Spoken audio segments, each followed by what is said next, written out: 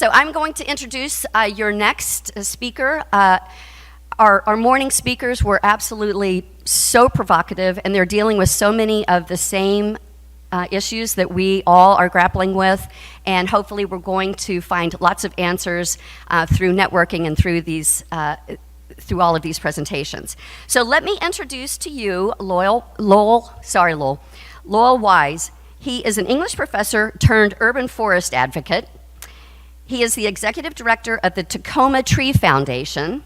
For over a decade, he taught college writing, literature, environmental humanities, focusing on the many ways that social and environmental issues overlap, and we all know that, of course. His scholarship resulted in the book Ecospatiality. Don't you love new words? Ecospatiality, a place-based approach to American literature. It was published in 2021. In 2016, he founded a community group called Tacoma Needs Trees, as we all do, to call attention to the urban forest crisis in Tacoma, where tree coverage is the lowest of any city in western Washington state. So please help me welcome Lowell Wyse to the stage.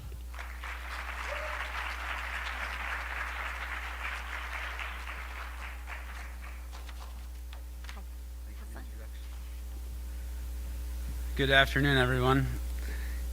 It is great to be here. Greetings from Tacoma. Tacoma is in the Puget Sound region, situated right between Puget Sound and Mount Rainier. We are not a suburb of Seattle. We're our own proud city. And we have a tree crisis as well. So I'm here to talk a little bit about our organization and specifically about the mentorship exchange program provided to us through ACT. So Tacoma Tree Foundation has been around for about 3 years. We're kind of a startup nonprofit focused on expanding the urban forest in an equitable way. And we had the opportunity through the Mentor Exchange Program to learn from our neighbors down at Friends of Trees in Portland. And it's just an amazing opportunity.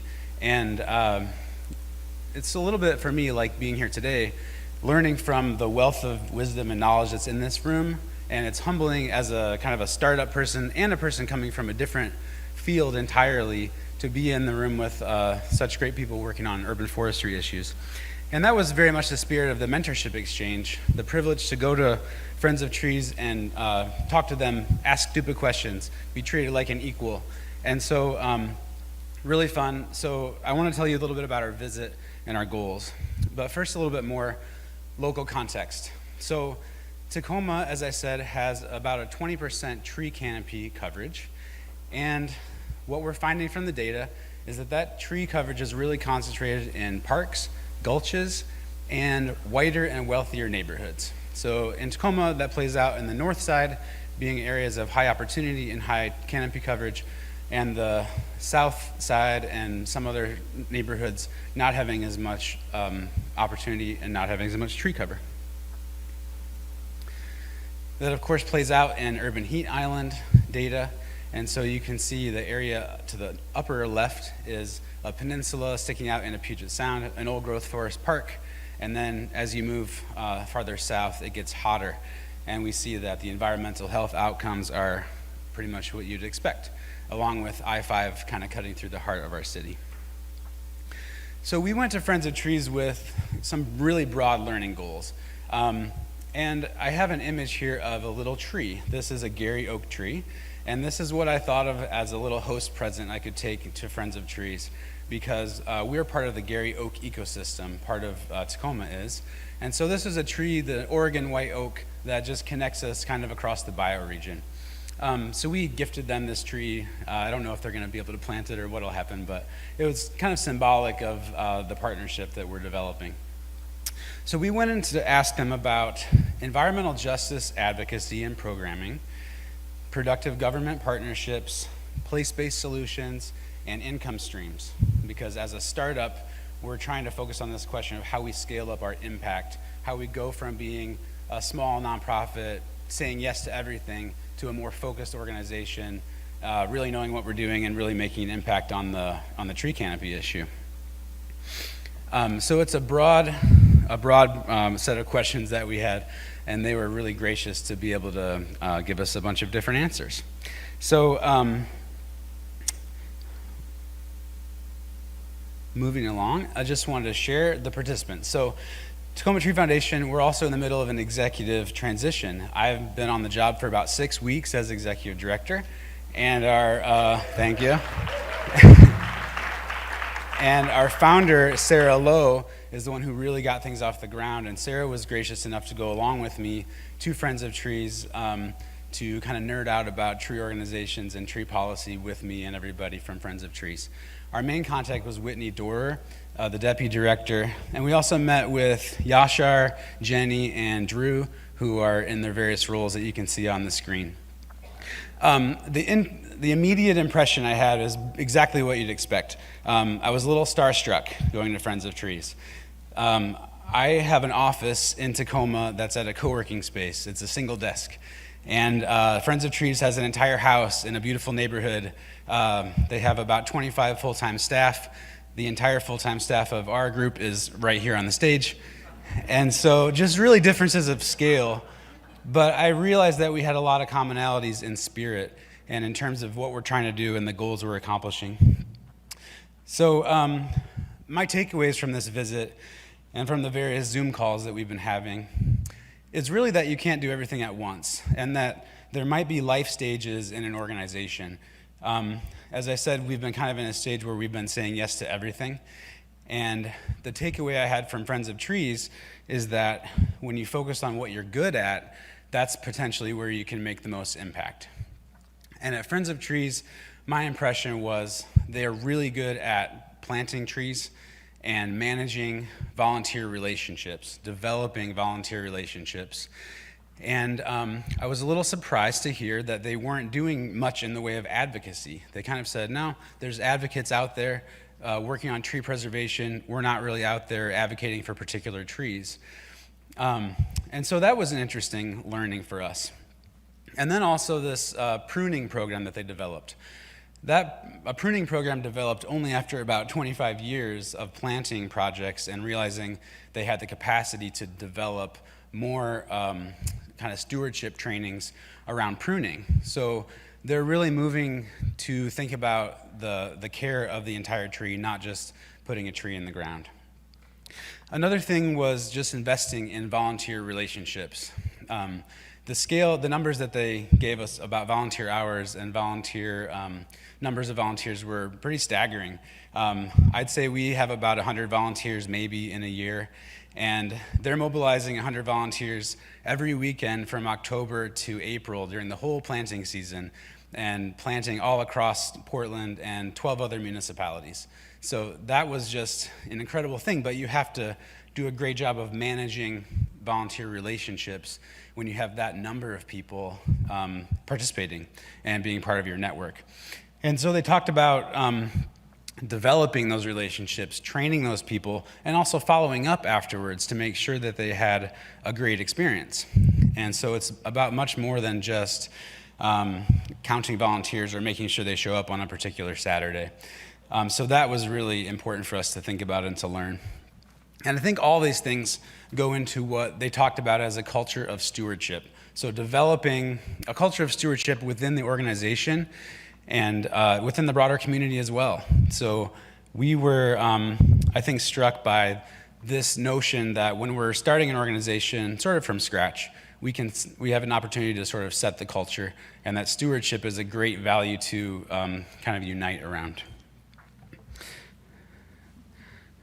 So this is a photo of Sarah and me and Whitney around the Friends of Trees, one of their vehicles, the minivan. And it was just a really great opportunity to talk with someone who kind of knows what we're going through in some ways, but also to share knowledge about programs, about materials, about struggles. And so I want to thank Friends of Trees for this opportunity. I know that we're going to keep in touch. Whitney's offered to continue meeting with me, which is amazing. So it was really a true mentorship, and I want to just thank ACT as well for facilitating that. I literally would not be here today at this conference without this particular grant with the mentorship exchange. So it's been really meaningful for us, and I want to say thanks.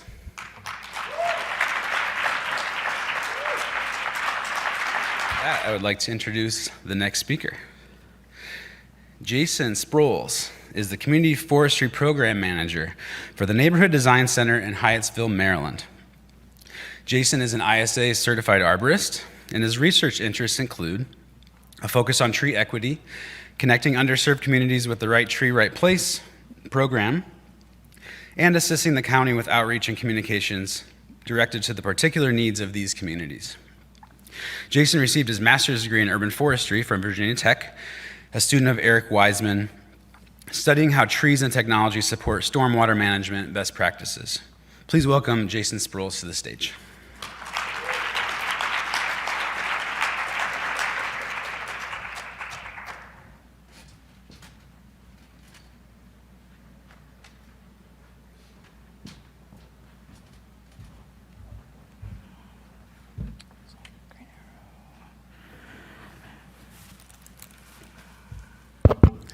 Hey everybody, this is a big room, so I want to thank everyone for giving me your attention, and I'm going to talk about my exchange trip with the Friends of Urban Forest in San Francisco.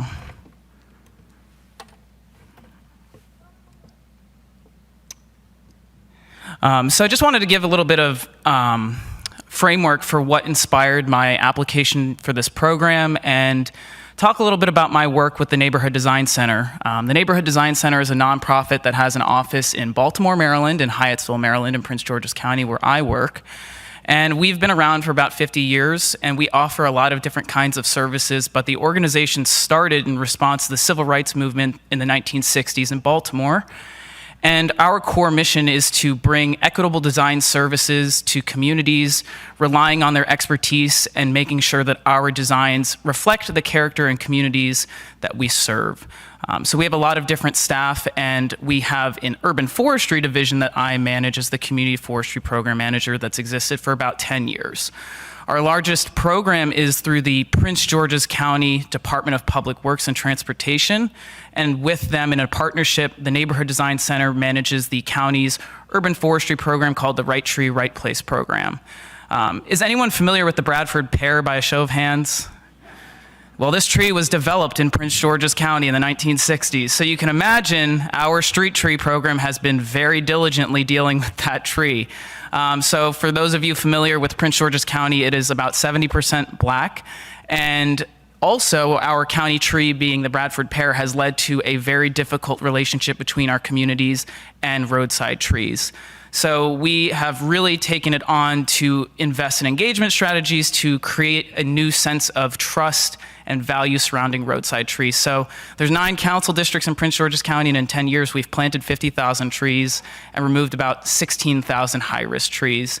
We've partnered with like 250 communities and planted over 500 miles of roadway. So the county's 500 square miles, so we service a lot of different kinds of communities as well.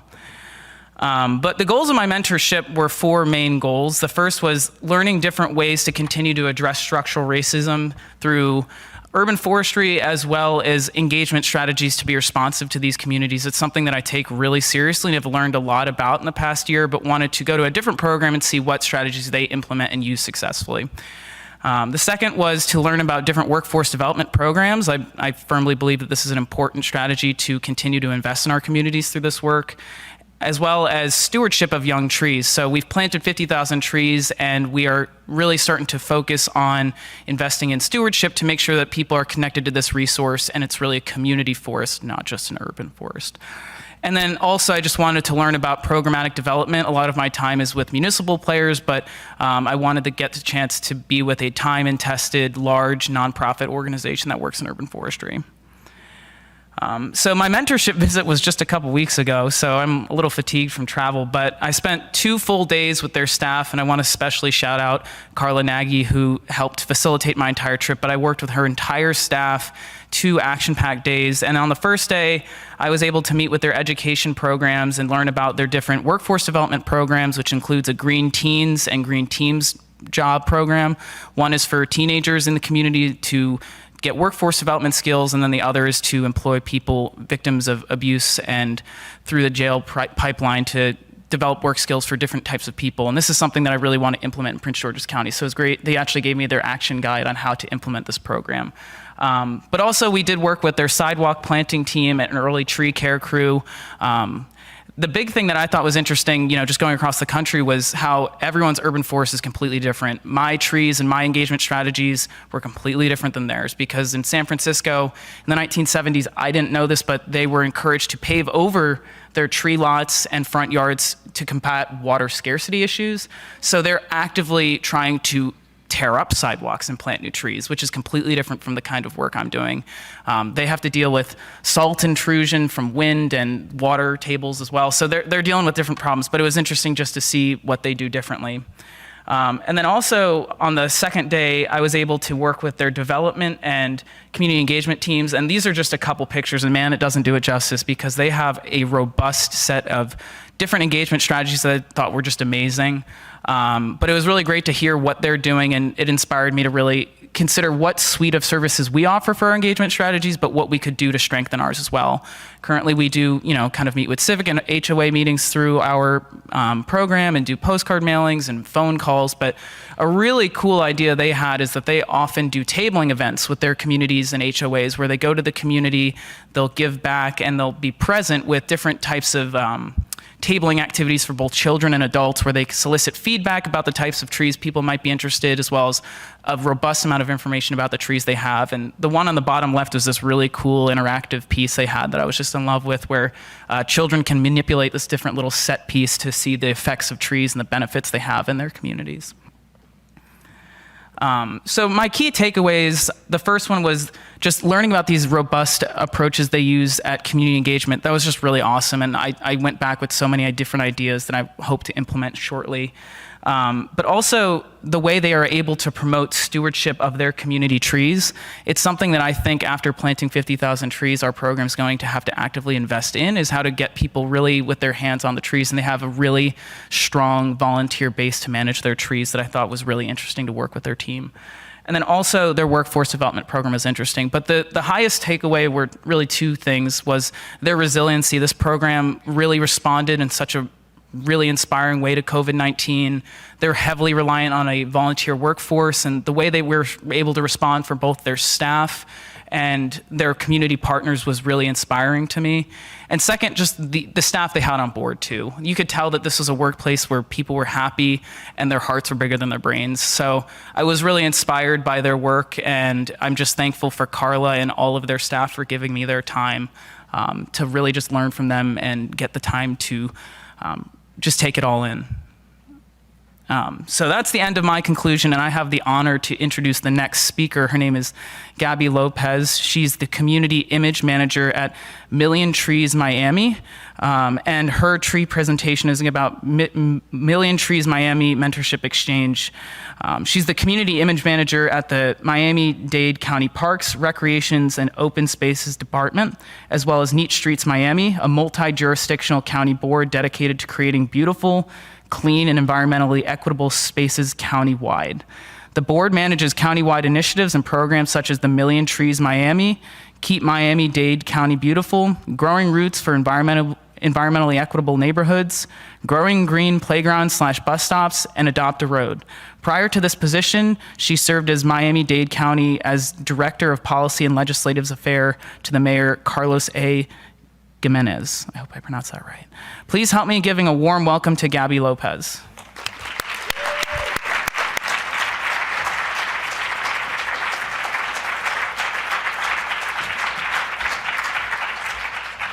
Yep. So in order to talk about what I learned at Tree Affiliate, I'll confuse you all a little bit because everyone doesn't quite, it's hard to explain sort of where we are situated.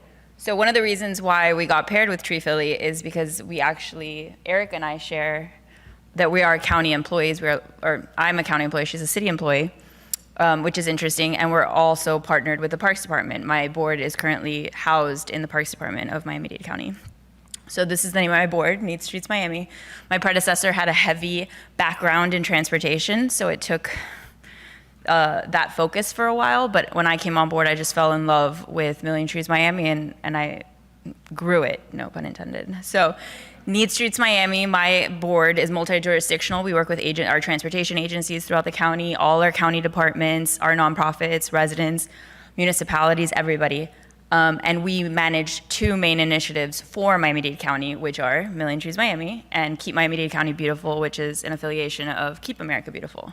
So we have a 30% tree canopy goal, as does Tree Philly, and we're both at 20% currently. And Keep Miami-Dade County Beautiful, we also plant trees with that program, but we have obviously a big focus on equity. You know, we want every community to be a clean, green, beautiful place to live. And we do a lot of garden projects, beach renourishment, sand dune restorations, sea turtles, because of course beaches, Miami. And then again, so Tree Philly has a 30% tree canopy also, and in their mission statement, canopy coverage in every Philadelphia neighborhood. So our mission and vision very much align. And I wanted to mention tree keepers. I do have the benefit of they spoke already, so I know you all already know a little bit about Tree Philly, so I won't go too into it, but we were really impressed with their tree keepers program because obviously maintenance, we've talked about this over and over, maintenance is a huge issue. And they have some city workers who do some maintenance on the trees after, but they also partner with a conservation team on the side. I'll get into that a little bit. So what we have in common, other than what I've mentioned, so we're both urban environments. We have very small but mighty teams.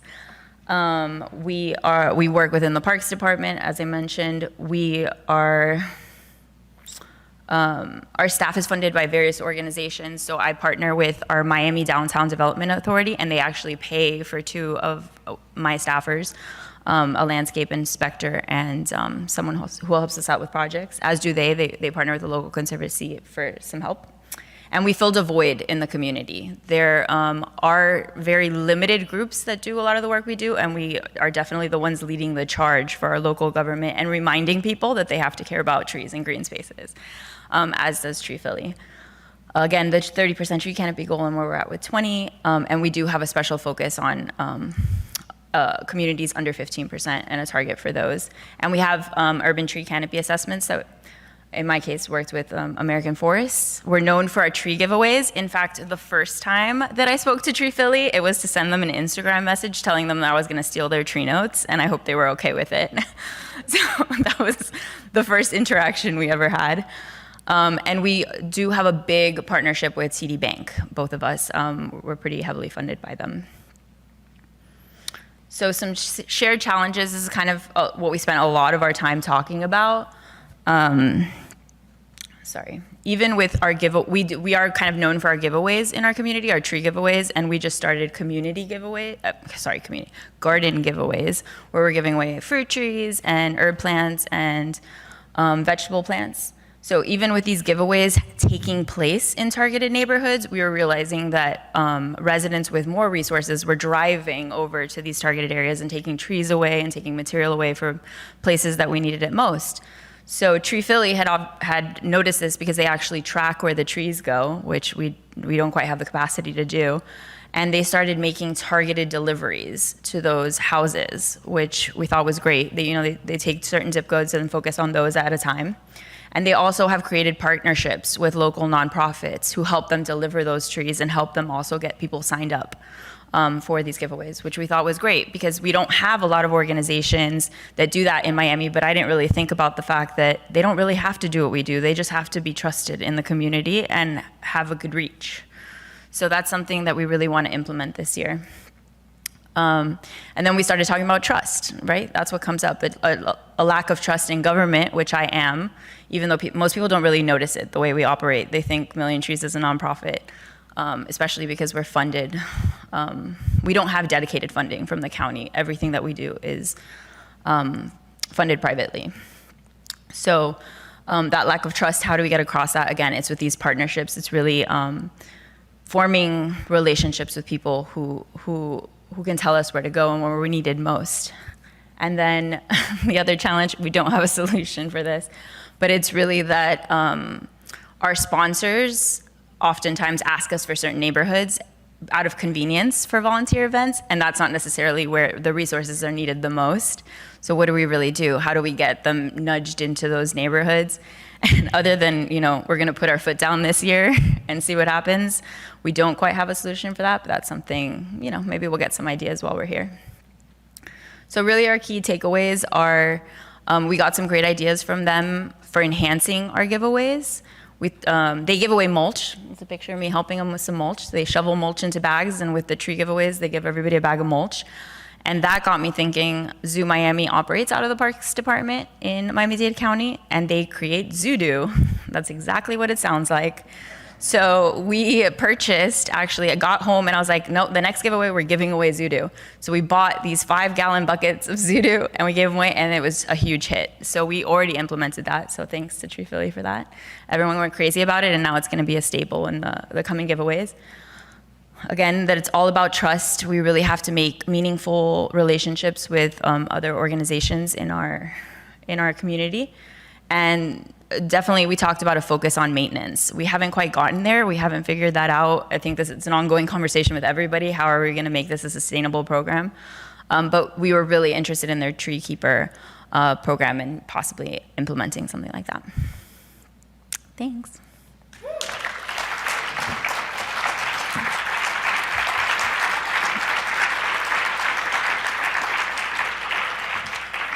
So I am introducing Dan Dinell, and he has the best title I've ever heard.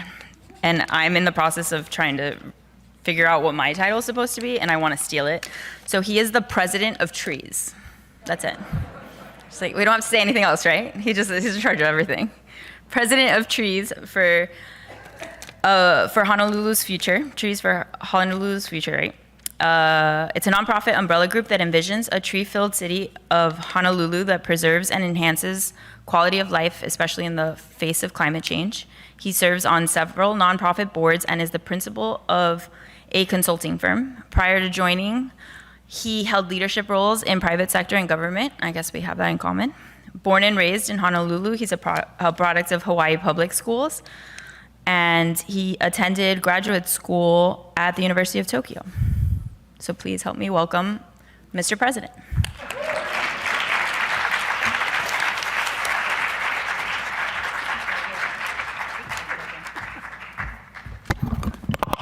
Aloha!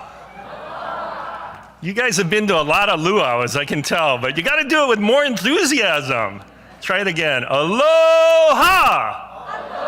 Aloha! Not bad. So, mahalo, thank you. And Gabby, what a wonderful title I'll bestow upon you. You can be president of trees. I arrived at 11:30 this morning, so after a dozen hours of flying and 17 hours of travel, and I can't tell you how energizing it is to be here because we're with people who want to learn and grow, learn from each other, and that's what this mentoring trip was so powerful for me. So thank you to the Arbor Day Foundation for this opportunity. I do have a correction though with our hosts in Louisville. I was the one to bring the sunshine and good weather today, okay? I brought it with me, so thank you. And I have to say the first thing I did, because we're a nonprofit, the very first thing I did after I got notice that we got this grant was I picked up the phone and I called Emily Perry. She is our city urban and community forester and said, Emily, you want to go on a trip with me? And she said, yes, right away. So Emily is here. I don't know where she is in the room, but stand up and give her a round of applause. She said somewhere in the back. There she is. So that was really a key point to me because, I could go on this trip and learn great things and then come back and then I'd have to try and convince someone else, the city, our key partner. They said, well, why don't I just go with you? And it was really, really good. Not really. It took weeks to get permission for her to go, even though it didn't cost the city a penny, except her time. But it's a good example of how government moves very slowly, the bureaucratic motion. So I was graceful. I said, oh, it's about COVID. I don't think so. But it did take some time, but in the end, I think it was like, I said, Emily, we need to make our bookings. And she got permission from the mayor's office to go. And I'll talk a little bit about a solution with bureaucracies that we learned. So let's get right into it. These were the goals we had, and like others up here, Trees for Honolulu's Future has only been around 3 years, so we're really young and we're learning. So that first one, how to connect and build your network was really, really key. And this conference is really, really key for that. So, I really encourage you, just go sit on tables with strangers and just introduce yourself, and you'll learn something. Second, what works, what doesn't, was really important. And then thirdly, and again, the reason why I wanted to take Emily with me on this trip is bring back the best. So we don't do anything small in Hawaii. We're a small state, but we didn't go to one city. We went to 2 cities. We went to Los Angeles, City Plants, and then we went to Sacramento, where we met with the city of Sacramento, the Sacramento Trees Foundation, and California Relief. And as you would expect with trees, everybody was super gracious, and wonderful friendships resulted. So what were the key takeaways? And that's me, obviously. That's Emily in the center, and that's Rachel O'Leary from City Plants in front of their nursery, which, kind of interesting, is on city property. So nonprofit, city, you can work together if you've got things aligned. So the key takeaway was, we're all kind of the same. Even though we look at these larger organizations with bigger budgets, and they kind of have the same issues as we do. And it's really about trying to figure out what are those universal truths, those things that you need to work on. And there are 3 that I identified. The first was Rachel in LA really brought this in. Ownership is key. You've got to get, whatever you're gonna do, you've got to bring people in and listen really well and work it through with them. It might not be what you want in the end, but if, like Dr. Carmichael has said, if you just parachute into a community and tell them what to do, or say trees are good, what's wrong with you, you're gonna fail. So both in Sacramento and Los Angeles, very, very rooted in the communities and with the neighborhoods. And I mentioned bureaucracies up front. The length of time to get approvals. Same thing there. Civil servants are the same thing. They're not bad people. They just work in their own little way. And if you build that relationship and you tell them, convince them, work with them, you can get a lot done, and you don't have to go through those Byzantine processes, or you may still have to do it, but you'll have a better chance of success if you get that ownership piece. So that's takeaway number 1. The second key universal truth is money. It's all about the money. And this is a direct quote from the city forester in Sacramento. I mean, in short, only one thing take away today: no money, no mission. It's as simple as that. So how you get there is going to be different. And that was really interesting. The groups we met with, some are funded by municipal utility. Some are funded by carbon credits. Another has a tree fund. The point is, whatever it is, your organization has to figure that out. Now, my problem is my organization hasn't figured that out yet. We are lurching from grant to grant to grant, and that's not a sustainable way. So part of it is just figuring out, okay, we got an issue, how can we get this sustainable funding? And without it, it's very, very difficult to get your goals. So it's out there, you just have to find it. Find me, or well, I guess it's show me the money. That's I'm kind of dating myself on movies here. And the third thing is, it's all about being thankful. You heard that today, the other speakers. But it's obvious, be thankful with your volunteers. I'm thankful to the Arbor Day Foundation for this opportunity.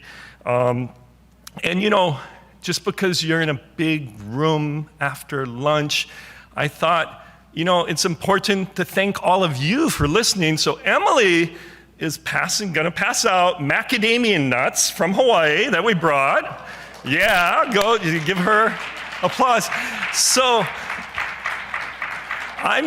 I'm not a tree person, but I love macadamia nuts. I'm not an arborist and so forth. But I found out something interesting.